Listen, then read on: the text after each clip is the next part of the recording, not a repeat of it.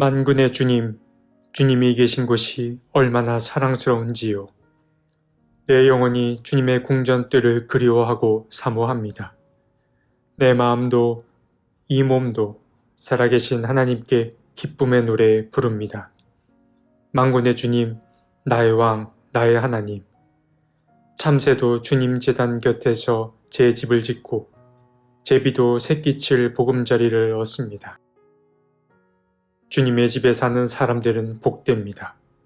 그들은 영원토록 주님을 찬양합니다. 시편 84편 1에서 4절 말씀. 시편 84편의 분위기는 기존의 시들과는 사뭇 다릅니다. 지금까지의 시편들은 시편의 저자가 고통 중에 주님의 도움을 구했던 것들이 대부분이었는데 오늘의 시에서는 그러한 시인의 목소리가 들리지 않기 때문입니다. 오늘의 시는 처음부터 끝까지 기쁨의 노랫소리로 채워져 있습니다. 우리는 이제 시의 구절들을 따라가 볼 터인데 시의 구절들을 따라가다 보면 시인의 기쁨이 어디서 온 것인지 그 기쁨의 출처를 확인할 수 있습니다. 미리 말씀드리면 시인의 기쁨은 바로 이스라엘의 3대 명절로부터 온 것입니다. 이스라엘의 3대 명절은 다음과 같습니다. 6월절, 77절, 초막절이 바로 그것입니다. 무교절이라고 부르기도 하는 이 6월절은 이스라엘 백성들이 이집트로부터 탈출하여 자유를 주신 주님께 감사하는 절기를 말합니다. 그리고 오순절이라고 부르기도 하는 이 77절은 6월절 이후 50일째 되는 날로서 주님께 감사의 마음을 담아 수확의 첫 열매를 드리는 절기를 말합니다. 마지막으로 수상절이라고 부르기도 하는 이 초막절은 출애굽 이후 광야에서 40여 년 사는 동안 지키고 보호하신 주님께 감사하는 절기를 말합니다. 오늘의 시인은 소위 이스라엘의 3대 순례절기 가운데의 한 절기를 보내고 있습니다. 먼저 기쁨에 가득 찬 오늘의 시인은 부러운 마음을 한껏 드러냅니다. 시인에게 있어서는 주님의 제단 곁에 보금자리를 마련한 새들조차 부러움의 대상이었습니다. 그는 말합니다. 만군의 주님, 주님이 계신 곳이 얼마나 사랑스러운지요. 내 영혼이 주님의 궁전뜰을 그리워하고 사모합니다. 내 마음도 이 몸도 살아계신 하나님께 기쁨의 노래 부릅니다. 만군의 주님, 나의 왕, 나의 하나님. 참새도 주님의 제단 곁에서 제 집을 짓고 제비도 새끼칠 보금자리를 얻습니다. 주님의 집에 사는 사람들은 복됩니다. 그들은 영원토록 주님을 찬양합니다.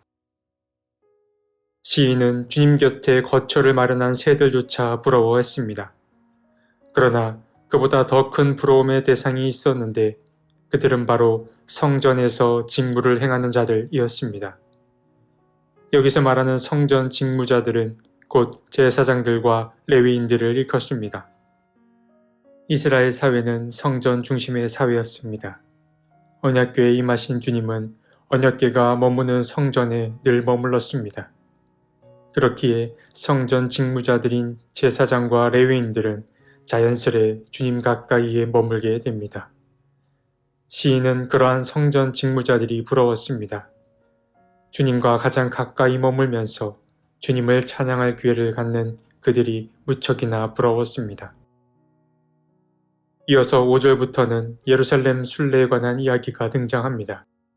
먼저 시인은 말합니다. 주님께서 주시는 힘을 얻고 마음이 이미 시온의 순례길에 오른 사람들은 복이 있습니다. 시인은 아직 본격적인 순례 여정을 떠나지 않았더라도 머지않아 순례길에 오른 사람은 그 기대감 때문에 마음에 기쁨이 넘친다고 말합니다. 이는 마치 소풍을 하루 앞둔 어린아이의 모습처럼 느껴지기도 합니다. 시인의 표현만 보더라도 이스라엘 백성에게 이 3대 순례절기는 헤어진 가족과 만나는 그 기쁨 이상의 기쁨이었을 것입니다. 그렇기에 순례길을 오른 사람은 그 길 위에서 만난 어려움 또한 그리 대수롭게 여기지 않습니다. 이것이 바로 기쁨이 주는 힘입니다. 사실 예루살렘을 향해 순례를 온다는 것은 여간 어려운 일이 아니었을 것입니다. 순례의 기회가 주어졌다고 하여도 그 기회를 잘 활용하는 것은 전혀 다른 문제였을 것입니다. 순례자들은 주님의 성소를 보기까지 갈증과 허기와 같은 육체의 한계들을 경험할 수밖에 없었을 것입니다. 그러나 기쁜 마음으로 순례를 떠나는 이들은 이러한 수고를 크게 문제 삼지 않습니다. 7절에서 시인이 말했듯이 힘을 얻고 더 얻으며 올라간다 라는 그 말에서 순례자들의 마음가짐을 확인할 수 있습니다. 마지막으로 시인은 순례의 기쁨을 한 번 더 이야기하는데 그는 주님의 뜰 안에서 지내는 하루가 다른 곳에서 지내는 첫날보다 낫다고 말합니다. 그는 이렇게 말합니다. 주님의 집 뜰 안에서 지내는 하루가 다른 곳에서 지내는 첫날보다 낫기에 악인의 장막에서 살기보다는 하나님의 집 문지기로 있는 것이 더 좋습니다.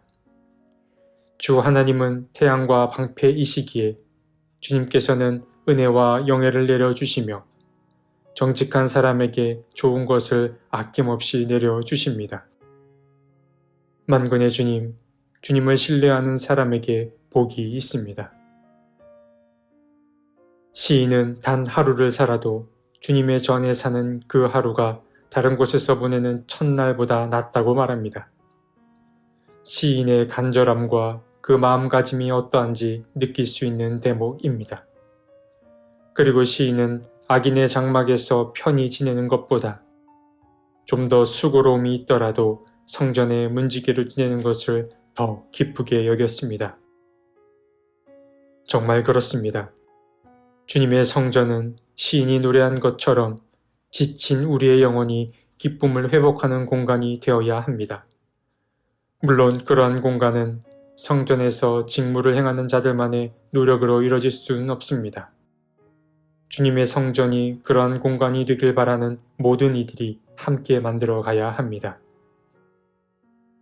오늘 시편 84편은 다른 시들과는 다르게 처음부터 끝까지 기쁨의 노랫소리로 가득 채워져 있습니다.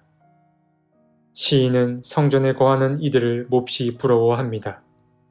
자신도 그들처럼 주님의 가까이에 머물면서 그분을 찬양하고 싶기 때문입니다. 하나님을 향한 시인의 마음이 아주 크게 다가옵니다. 그러나 우리가 시인의 마음을 닮을 필요를 느끼면서도 또한 한편으로 잊지 말아야 할 것은 우리의 몸이 늘 성소에만 머물러서는 안 된다는 사실입니다. 예수께서는 십자가 사건을 통해 성소의 휘장을 가르셨습니다. 이는 성전 중심 체제가 무너진 것이기도 하지만 또한 하나님의 영광이 세계 모든 곳으로 번져갔음을 의미하는 것이기도 합니다.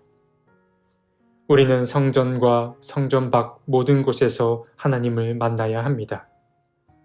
그러기 위해서 우리에게 필요한 것은 무엇일까요? 우리가 발딛고 서 있는 곳에서 하나님의 뜻을 행하는 것입니다. 하나님의 뜻은 곁에 있는 이들을 하나님의 형상으로 대하는 것을 말합니다. 그렇게 어느 곳에서든 주님의 가르침을 행하려고 애쓸 때에 그럴 때 내가 서 있는 곳이 바로 거룩한 땅, 기쁨이 넘치는 성소가 될 것입니다.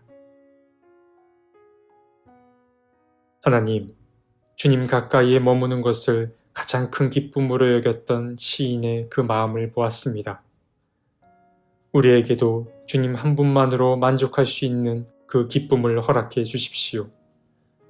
그러나 주님 가까이 머문다는 것이 곧 성전에만 머무는 것이 아님을 또한 알고 있습니다. 주님, 우리가 교회 안과 밖에서 주님의 뜻을 행함으로 주님과 동행하는 기쁨을 어디서나 맛볼 수 있게 해 주십시오. 아멘.